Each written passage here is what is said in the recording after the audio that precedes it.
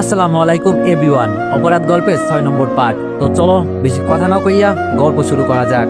সকালবেলায় সবার সাথে বসে নাস্তা করছিলাম, তখন দাদু বলে উঠলো, তা দাদু ভাই আমাদের অফিস কখন জয়েন করতেছো?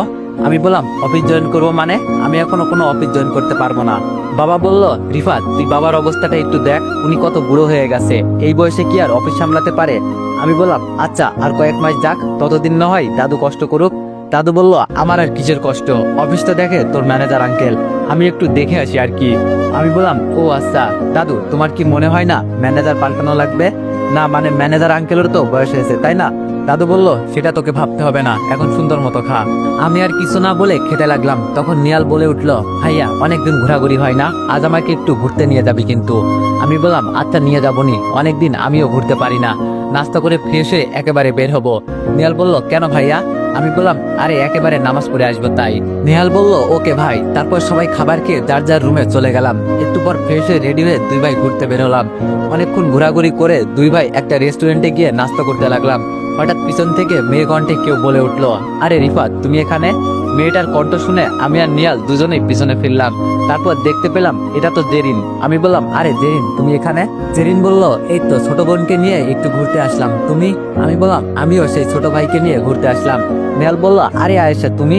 আয়েশা বলল, নেহাল তুমি?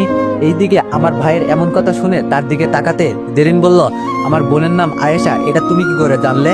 নেহাল বলল, আরে আন্টি থুকু আপু, আয়েশা তো আমার ক্লাসে পড়ে তাই চিনি। আমি বললাম, ও আচ্ছা তাহলে তোমরা একে অপরকে চিনো তাহলে? নেহাল বলল, ভাইয়া। আমি বললাম, আরে জেরিন দাঁড়িয়ে আছো কেন, বসো সবাই মিলে নাস্তা করি। এটা বলতে জেরিন আর তার বোন আমাদের টেবিলে বসে পড়লো। তারপর খাবার অর্ডার দিলাম। একটু পর নাস্তা আসতে সবাই আমরা নাস্তা করতে লাগলাম।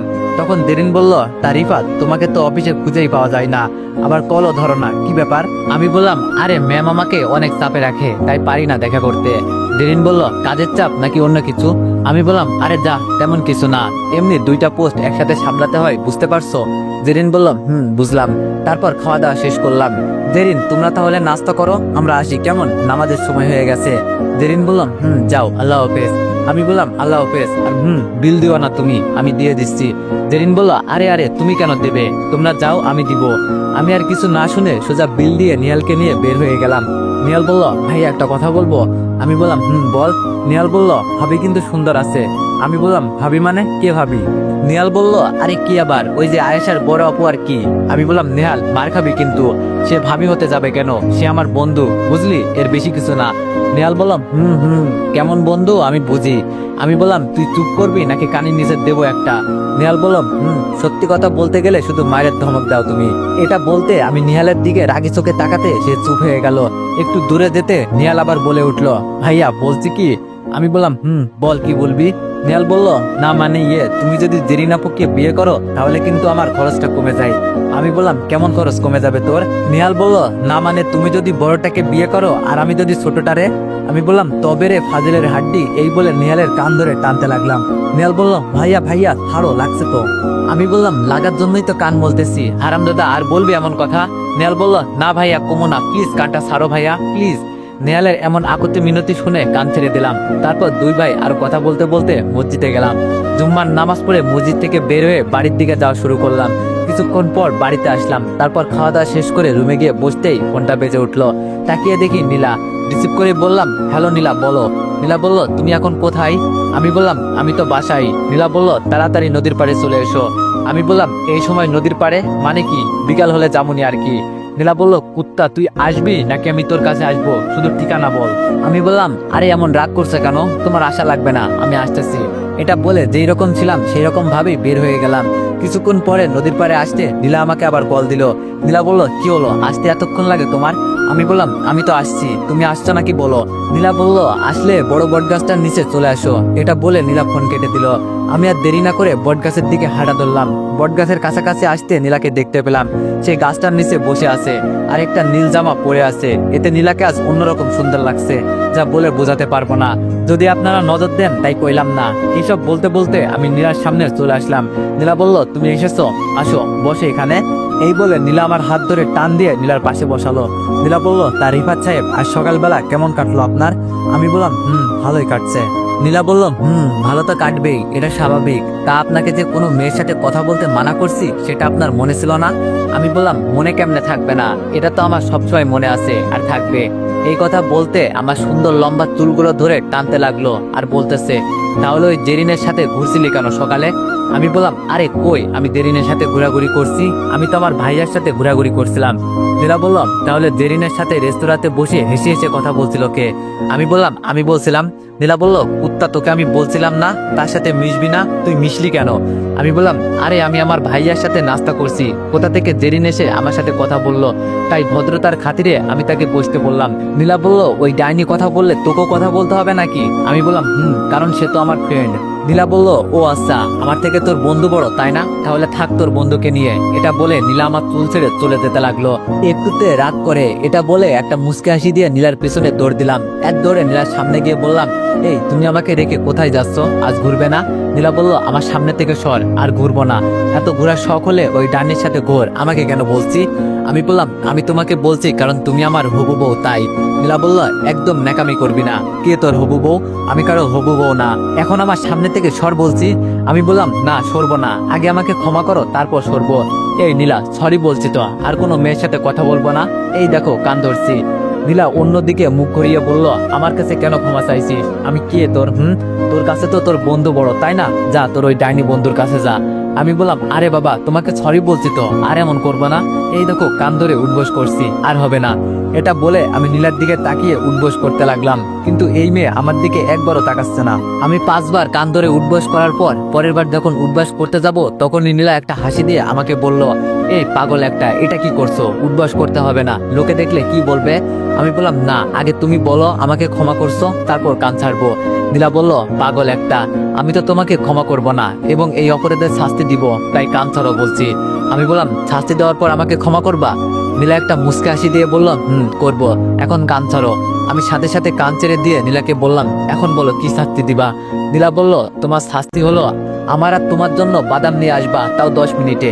আমি বললাম, নীলা বলল, নাই, হ্যাঁ, যাও যাও, তাড়াতাড়ি যাও, টাইম শুরু হয়ে গেছে। আমি বললাম, বাজে মাত্র 3টা, এই সময় বাদাম কোথায় পাবো? নীলা বলল, সেটা আমি কি করে জানবো, আর বাকি 9 মিনিট, যাও, না হলে বুঝতে পারছো। আমি আর দেরি না করে দৌড় লাগালাম। অনেক কষ্টে বাদাম নিয়ে দৌড়ে নীলার কাছে আসতে নীলা বলল, কয় মিনিট লেট করছো? আমি বললাম, এই তো মাত্র 20 মিনিট লেট। নীলা বলল, এটা কি কেউ মাত্র বলে? টাইম দিলাম 10 মিনিট আর লেট করলে 20 মিনিট, বাহ বাহ। আমি বললাম, কি করব, সহজে পাই না তো। নীলা বলল, তাই বলে আমাকে 30 মিনিট দাঁড় করিয়ে রাখবা? আমি বললাম, তো দাঁড়িয়ে থাকতে কে বলছে, গাছের নিচে বসে থাকো। নীলা বলল, হয়েছে, আর কথা না বলে বাদামের খোসা ছাড়িয়ে আমাকে খাইয়ে দাও। আমি আর কিছু না বলে নীলাকে বাদাম খাওয়াতে লাগলাম, আর নীলা আমার কাঁধে মাথা রেখে সামনের প্রকৃতি দেখছে। আমার কিন্তু অনেক ভালো লাগছে। আচ্ছা, যদি প্রিয় মানুষটা কাঁধে মাথা রেখে হাতে হাত রাখে তখন কার না ভালো লাগে, আপনারাই বলেন। এইভাবে নীলার সাথে বিকাল পর্যন্ত ঘোরাঘুরি করে যে যার বাসায় চলে আসলাম। এইভাবে নীলার সাথে ঘোরাঘুরি, দুষ্টামি, রাগ, অভিমান, ভালোবাসার মাঝ দিয়ে কেটে গেল 1 মাস। সবাই মিলে সকালে নাস্তা করছি, তখন আম্মু বলে উঠলো, বাবা, আমি আর কত নিজে আপনাদের রেঁধে খাওয়াবো, এখন কি আপনাদের নতুন কারোর হাতে রান্না খেতে ইচ্ছে করে না? আব্বু বলল, তুমি সত্যি কথা বলছো, এখন তোমার হাতে খেতে ইচ্ছা করে না, যদি নতুন জনের হাত থেকে খেতে পারতাম। ইস। আম্মু বলল, এমন ভাব করছে যেন তাকে নতুন কাউকে আনতে বলছে। আমি আপনার কথা বলছি না, আপনার গুণধর ছেলের কথা বলছি। আব্বু বলল, আমি বুঝতে পারছি। দাদু বলল, তা দাদু ভাই, তোমার কি কাউকে পছন্দ আছে নাকি? আমি বললাম, তোমরা এসব কি শুরু করছো, আমি এখন বিয়ে করব না, আমাকে আর একটু সময় দাও। নেহাল বলল, দাদু, আর একটু সময় দিলে ভাইয়া বুড়ো হয়ে যাবে, তখন ভাইয়া বিয়ে করতে না পারলে আমার সমস্যা বেশি হবে। নেহালের কথা শুনে সবাই হাসলেও আমি তার দিকে রাগি চোখে তাকিয়ে আছি। আব্বু বলল, তোর যদি পছন্দের কেউ থাকে তাহলে বলতে পারিস, না হলে আমাদের কিন্তু মেয়ে পছন্দ আছে, তুই শুধু রাজি হলেই হবে। আমি বললাম, বাবা, আমাকে 2 দিন সময় দাও। আব্বু বলল, ওকে দিলাম, এই 2 দিনে কিছু করতে না পারলে কিন্তু আমরা কিছু করব। আমি বললাম, ওকে, তাই করিও। তারপর সবাই যে যার মতো নাস্তা করতে লাগলো। আমি নাস্তা শেষ করে অফিসের দিকে রওনা দিলাম। আসলে আমি চাইলে নীলার কথা বলতে পারতাম, কিন্তু আগে নীলার কাছে জিজ্ঞেস করতে চাইছি আর কি। তারপর অফিসে গিয়ে কাজ করতে লাগলাম। একটু পর নীলা অফিসে আসতে আমি তার কেবিনে গেলাম। নীলা বলল, কি মিস্টার, কাজ না করে এখানে কেন? আমি বললাম, তোমার সাথে আমার জরুরি কথা আছে। নীলা বলল, কি কথা বলো? আমি বললাম, বাড়ি থেকে আমাকে বিয়ের কথা বলছে। আমার কথা শুনে নীলা হাসতে লাগলো। আমি বললাম, কি হয়েছে, হাসতেছো কেন? নীলা বলল, তুমি মেয়ে নাকি যে তোমাকে বিয়ের জন্য চাপ দিবে? আমি বললাম আরে না, বাড়ির বড় ছেলে, এখন ভালো চাকরিও করি, তাই সবাই মিলে চাইছে আমি বিয়ে করি। নীলা বলল ও তাই, তাহলে করে ফেলো। আমি বললাম করে ফেলবো যদি তুমি রাজি থাকো। নীলা বলল আমি কেন রাজি হব? আমাকে এখনো কি প্রপোজ করছো? আমি বললাম না করিনি। নীলা বলল তাছাড়া বিয়ের কথা আমাকে না বলে আমার বাবাকে বলো, উনি সব দেখবে। আমি বললাম এখন তাহলে তোমার বাবার কাছে যাই চলো। নীলা বলল থাক, তোমাকে আর কষ্ট করতে হবে না। আমি বললাম মানে? নীলা বলল কাল বাবা অফিসে আসবে, তখন যদি অফিসের সবার সামনে আমাকে প্রপোজ করতে পারো তাহলে আর কাউকে রাজি করাতে হবে না। আমি বললাম আচ্ছা তাহলে তাই হবে। নীলা বলল ওকে মাই আবুল। আমি বললাম তাহলে আমি এখন যাই বউ, থুক্কু ম্যাম। নীলা বলল যাও, আর ভালো করে মন দিয়ে কাজ করো কেমন? এটা বলে একটা মুচকি হাসি দিল। আমি বললাম সেটা আর বলতে। এটা বলে নীলার কেবিন থেকে নিজের কেবিনে চলে গেলাম। এইদিকে জেরিন আমার দিকে প্রতিদিন এক মায়াভরা দৃষ্টিতে তাকিয়ে থাকে, সেটা আমি একটু খেয়াল করলেও তাকে বুঝতে দিই না। যাই হোক, আমি আমার মতো অফিসে কাজ করতে লাগলাম। এইদিকে রাফি সাহেব মানে নীলার বাবা। হ্যালো, কিরে শুনলাম তুই নাকি আগের 2 মাস এবং এই মাসে চাঁদা দিসনি? রাফি সাহেব বলল না দিইনি এবং দিবও না, তুই কি করতে পারিস দেখবো। লোকটি একটু হেসে বলল আমি কি করতে পারি আর না পারি সেটা তুই ভালো করেই জানিস। তুই কি ভাবছিস নিজের আশেপাশে আন্ডার কভার গার্ড রাখলে তোকে কিছু করতে পারবো না? রাফি সাহেব বলল পারলে করে দেখা। রাফি সাহেব বলল আরে তোকে কিছু করব না, তুই নিশ্চিত থাক, ক্ষতি তো করবো তোর মেয়ের আর মেয়ের হবু জামাইয়ের। রাফি সাহেব বলল মানে? লোকটি বলল মানে খুব সোজা, তোর মেয়ে যাকে ভালোবাসে তাকে আর তোর মেয়েকে মারবো আর তোকে অনুভব করাবো কারো আপনজন হারালে কেমন কষ্ট হয়, সেই কষ্ট আমি আজ 8 বছর ধরে পেয়ে যাচ্ছি। রাফি সাহেব বলল তোকে একটা কথা বলি, নিজের ভালো চাইলে আমার মেয়ের দিক থেকে চোখ সরিয়ে নে, তা না হলে তুই কোথাও উদাও হবি সেটা তুই নিজেও জানবি না। মিস্টার এসকে বলল তুই মনে হয় আমাকে ধমক দিলি। রাফি সাহেব বলল তুই যেটা মনে করিস, আমি জাস্ট সাবধান করলাম, ভাবছিলাম আর একটু সময় নিব, কিন্তু আজকে তোর মেয়ের কবরের জন্য জায়গা কিনে রাখ, তা না হলে পরে কবর দেওয়ার মতো জায়গা পাবি না। এটা বলে এসকে ফোন কেটে দিল। আর এই খবরটা রাফি সাহেব সাথে সাথে কাকে যেন জানিয়ে দিল। ওকে স্যার, আপনি কোনো চিন্তা করবেন না, আপনার মেয়ের দায়িত্ব আমার হাতে, আমি আপনার মেয়েকে সুস্থভাবে বাড়ি পৌঁছিয়ে দিব, এতে আমার যাই হোক না কেন। এটা বলে ফোন কেটে দিল। এইদিকে আমি সন্ধ্যা পর্যন্ত কাজ করে নীলার রুমে গেলাম। আমি বললাম ম্যাম আমার ছুটি লাগতো। নীলা বলল কেন? আমি বললাম বাবাকে নিয়ে ডাক্তারের কাছে যাব। নীলা বলল ও আচ্ছা যাও। আমি বললাম ধন্যবাদ জানু। নীলা বলল ওই সাবধানে যেও কিন্তু। আমি বললাম ওকে বলে বের হয়ে গেলাম অফিস থেকে। বের হয়ে একজনকে কল দিয়ে বললাম তোরা সবাই তৈরি আছিস তো, মিশন আছে। লোকটি বলল আমরা সবসময় তৈরি আছি, শুধু আপনার অপেক্ষা, ওকে, আর কেউ যেন বাঁচতে না পারে। এটা বলে ফোন কেটে একটা রিক্সা নিয়ে চলে গেলাম আমার বাসায়, যেখানে আমি একা থাকি সেখানে আর কি। বাসায় এসে চিল মোডে গেম খেলতে লাগলাম। এইদিকে নীলা অফিস থেকে বাড়ি ফেরার পথে কয়েকটা গাড়ি তার যাওয়ার রাস্তা আটকিয়ে ফেললো। এতে নীলা খুব বিরক্ত হয়ে গাড়ির হর্ন বাজাতে লাগলো, কিন্তু গাড়িগুলো সরার নাম গন্ধ নেই। এইদিকে নীলা ভয়ে গাড়ি থেকে বের হতে পারছে না, কারণ তার উপর আরো 2 বার অনাকাঙ্ক্ষিত ভাবে অ্যাটাক হয়েছে। তাই নীলা সেই দিক দিয়ে না গিয়ে অন্য রাস্তা দিয়ে যাওয়ার জন্য গাড়ি ঘোরাতে যাবে, তখন দেখতে পেল পিছনে কোথা থেকে 2টা গাড়ি এসে রাস্তা ব্লক করে দিছে। এটা দেখে নীলা ভয় পেয়ে গেল। তার এখন মনে হচ্ছে এখানে ভয়ঙ্কর কিছু ঘটতে যাচ্ছে, তাও তার সাথে। নীলা এখন কি করবে বুঝতে পারছে না, সামনে পিছনে রাস্তা ব্লক, নেমে পালাতে গেলে আরো আগে ধরবে, কি করবে এখন? এইসব ভাবতে ভাবতে নীলা দেখতে পেল গাড়ি থেকে 10-12 জন লোক বেরিয়ে আসতেছে, তাদের হাতে আছে আধুনিক ভয়ঙ্কর অস্ত্র। এইসব দেখে নীলা ক্রমশ হার্টবিট বাড়তে থাকে। এই বুঝি প্ল্যানটা গেল। নীলা দেরি না করে তার বাবাকে কল দিতে মোবাইলটা বের করে কাপা কাপা হাতে। নীলা তার কাপা কাপা হাতে তার বাবাকে কল দিতে তার বাবা কল রিসিভ করতে নীলা বলল হ্যালো বাবা। রফিক সাহেব বলল মা বল। নীলা বলল বাবা এখানে। নীলা আর কিছু বলতে যাবে তখনই একটা ছেলে গাড়ির আয়নাতে থাপ্পড় দিল, আর এতে নীলা ভয় পেয়ে হাত থেকে মোবাইলটা ফেলে দিল। এইদিকে রফিক সাহেব বুঝতে পেরে গেলেন তার মেয়ে এখন বিপদে, তাই সে আর দেরি না করে সবাইকে জানিয়ে দিয়ে রফিক সাহেব বাড়ি থেকে বের হয়ে গেল। এইদিকে নীলা বলল প্লিজ আপনারা এমন করছেন কেন, আমাকে যেতে দিন, আমি তো আপনাদের কোনো ক্ষতি করিনি। লোকটি হেসে বলল তুই ক্ষতি করিসনি তো কি হয়েছে, তোর বাপ তো করেছে, এখন বেশি কথা না বলে বের হতো দেখি। নীলা বলল না আমি বের হব না, হেল্প, কেউ বাঁচাও, কেউ আসো। লোকটি বলল তোকে এখানে কেউ বাঁচাতে আসবে না, শুধু শুধু না চিল্লিয়ে গলা খারাপ না করে ভালো মেয়ের মতো বেরিয়ে আয়। নীলা আরো জোরে কান্না করে দিল আর তাদের কাছে বলতে লাগলো আমাকে ছেড়ে দিন প্লিজ। লোকটি বলল এই মেয়ে বাচ্চাদের মতো কান্না আর সহ্য হচ্ছে না, দরজার আয়না ভেঙে দরজা খুলে এই ছেমডিরে বাহির কর। ওকে ভাই। এই বলে একটা ছেলে হকি স্টিক দিয়ে যখন কাজ ভাঙতে যাবে তখন একটা ছেলে অন্ধকার থেকে বলে উঠলো আরে আরে বস, কি করছো? এত দামি গাড়ির কাজ ভাঙলে তো অনেক টাকা খরচ হবে। ছেলেটা এই কথা বলতে গুন্ডারা সবাই পিছনে তাকাতে দেখলো কালো হুডি, মুখে মাস্ক পরা একটা ছেলে। কে তুই? ছেলেটা বলল, আমি মানুষ। সেটা আমরাও দেখছি, এটা বল তোর পরিচয় কি? ছেলেটা বলল, আমার পরিচয় জেনে কি করবি? এমনিতেও তোরা তো আর বাঁচবি না, তাই পরিচয় না জানাই ভালো। ছেলেটার এমন কথা শুনে গুন্ডারা হাসতে লাগলো। আর এইদিকে গুন্ডাগুলো পিছনে ঘুরে কার সাথে কথা বলছে এটা দেখতে নীলা গাড়ি থেকে একটু উকি দিতে দেখলো একটা ছেলে গুন্ডাগুলোর সাথে কথা বলছে। আর সেই ছেলেকে দেখে নীলার জন্য দেহে প্রাণ ফিরে এলো, কারণ এই ছেলে নীলাকে আরো 2-3 বার বাঁচিয়েছে। সবাই হাসা শেষ করে তাদের মধ্যে একটা ছেলে বলে উঠলো, ভাই তুই বাংলাটা খেয়েছিস নাকি ইংরেজিটা? ছেলেটা বলল, কিছু খাইনি। তাহলে এত আবল তাবল বকছিস কেন? আমাদের দেখছিস আমরা 15 জন আর তুই একা। যাও মানা, তুমি তোমার লেভেল দেখে পাওয়া যাও, এখানে তোমার মতো বাচ্চা আসা ঠিক না। এটা বলে গুন্ডাগুলো হাসতে লাগলো। আর এইসব দেখে ছেলেটা একটা মুচকে হাসি দিয়ে বলল, কে বাচ্চা আর কে বড় সেটা একটু পর বোঝা যাবে। এই তোরা শুধু শুধু এই আবালটার সাথে কথা বলে দেরি করছিস কেন? তোরা 3 জন গিয়ে মেয়েটাকে ধরে আন, আর আমরা এটার পিনিক ছাড়াচ্ছি। ওকে ভাই, আপনারা আপনাদেরটা করেন। এই চল আমরা ওই পুলটি সিটারে বের করে আনি। এটা বলে 3 জন শয়তানে হাসি দিয়ে নীলার গাড়ির দিকে যেতে লাগলো। এইদিকে ছেলেটা বলল, তোরা মেয়েটাকে তো দূরের কথা, তার গাড়িতে হাত দিলে তোদের খবর আছে। কিন্তু তারা ছেলেটার কথা না শুনে তার গাড়ির কাছে গিয়ে দরজায় হাত দিতে যাবে, তার আগেই ছেলে 3টা মাটিতে পড়ে গেল। এইদিকে সবাই তাদের আওয়াজ শুনে পিছন ফিরে তাকাতে দেখলো ছেলে 3টা মাটিতে পড়ে আছে এবং তাদের মাথা থেকে রক্ত বেয়ে পড়ছে। এইদিকে ছেলেটা হেসে বলল, তোদের বলছি না মেয়েটা তো দূরে থাক, তার গাড়িতে হাত দিতে পারবি না তোরা। এইবার সব গুন্ডা ছেলেটার কথা শুনে ছেলেটার কাছে দৌড়ে গিয়ে তার পাশ থেকে ছেলেটাকে বন্দুক তাক করে ফেললো।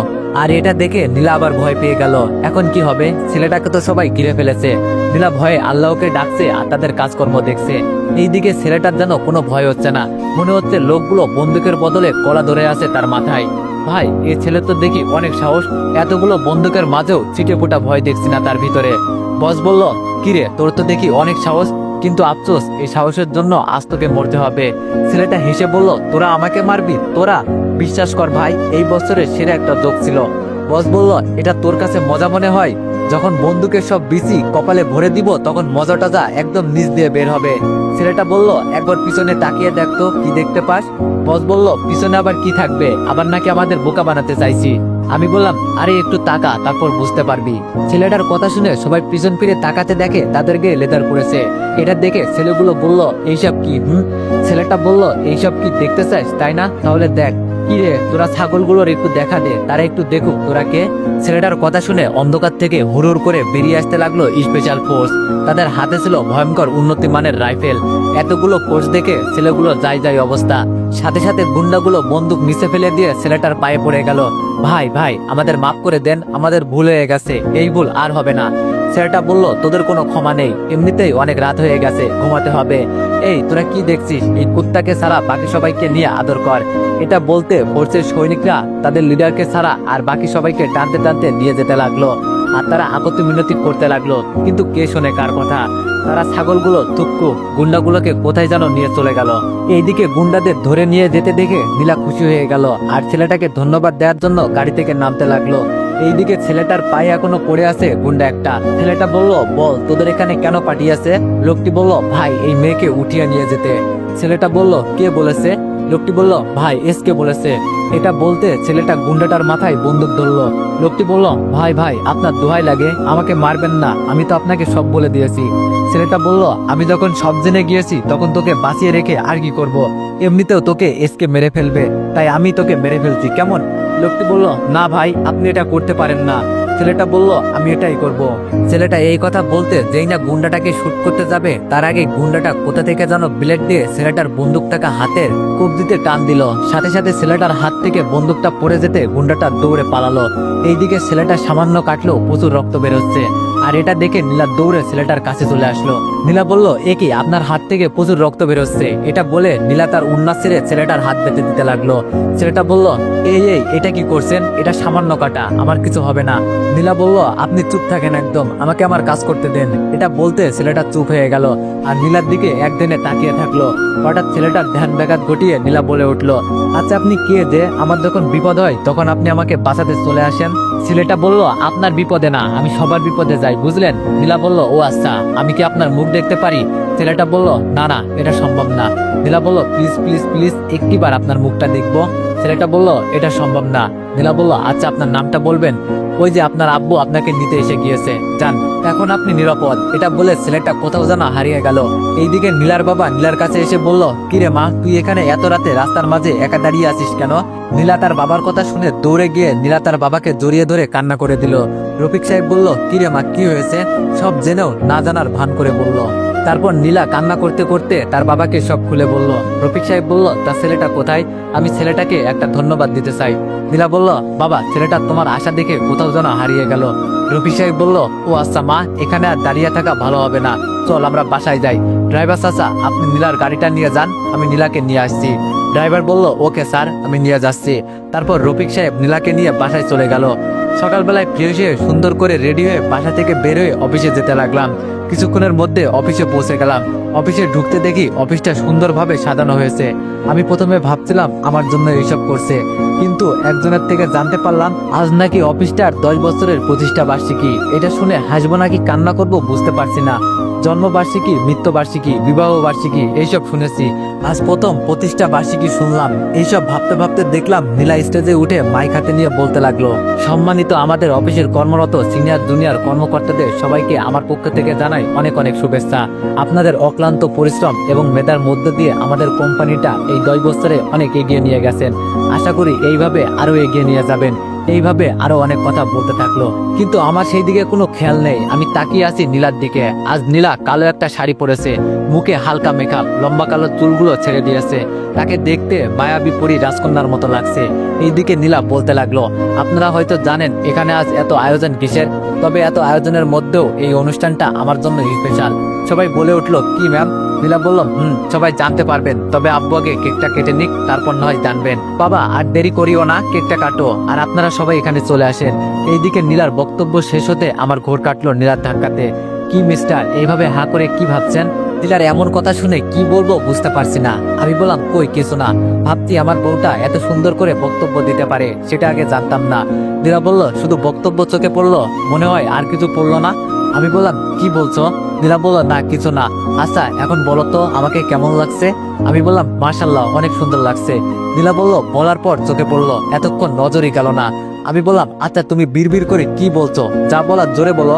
নীলা বলল, জোরে বলতে পারবো না। এখন চলো, বাবা কেক কাটবে, সেখানে চলো। আর কাল কি করতে বলছি মনে আছে তো? আমি বললাম, আরে এটা কি করে বলি বলো তো, আমার সব মনে আছে। নীলা বলল, তাহলে আর ঢং না করে স্টেজে চলো। এই বলে নীলা আমার হাত ধরে স্টেজে নিয়ে গেল এবং তার সাথে দাঁড় করিয়ে দিল। এইদিকে আমাদের এমন হাসি খুশি কথা বলতে দেখে জেরিনের যেন সহ্য হচ্ছে না, ইচ্ছে করছে এখনই নীলাকে গলা টিপে মেরে ফেলতে। জেরিনের এমন জেলাস হওয়ার কারণ, সে রিফাতকে কলেজ লাইফ থেকে পছন্দ করে, কিন্তু বন্ধুত্বের সম্পর্ক নষ্ট হবে বলে আজও বলেনি। এইদিকে রফিক সাহেব কেক কাটতে সবাই মিলে হাতে তালি দিয়ে অভিনন্দন জানালো এবং একে একে সবাইকে কেক বিতরণ করলো। তারপর সবশেষে নীলা মাইক্রোফোন হাতে নিয়ে বলতে লাগলো, অ্যাটেনশন গাইস, আমার সেই স্পেশাল মুহূর্তটা চলে এসেছে। রিফাত, আসো আমার সামনে। নীলার এমন কথা শুনে আমি একটু লজ্জা প্লাস নার্ভাস ফিল করলাম। নীলা বলল, কি হলো, আসো। তারপর আমি নিজের মধ্যে একটু সাহস জুগিয়ে নীলার কাছে গেলাম। নীলা বলল, এইবার সবার সামনে বলো তুমি আমাকে কি বলতে চাও। এটা বলতে আমি একবার সবার দিকে তাকালাম। নীলা বলল, কি হলো? আমি বললাম, বলছি। এটা বলে আমি পকেট থেকে একটা আংটি বের করে হাঁটু করে বসে নীলাকে বলতে লাগলাম। তো এভরিওয়ান, নেক্সট পার্টের জন্য অপেক্ষা করো, আর সবাই একটু বেশি বেশি কমেন্ট করে দিও। ধন্যবাদ।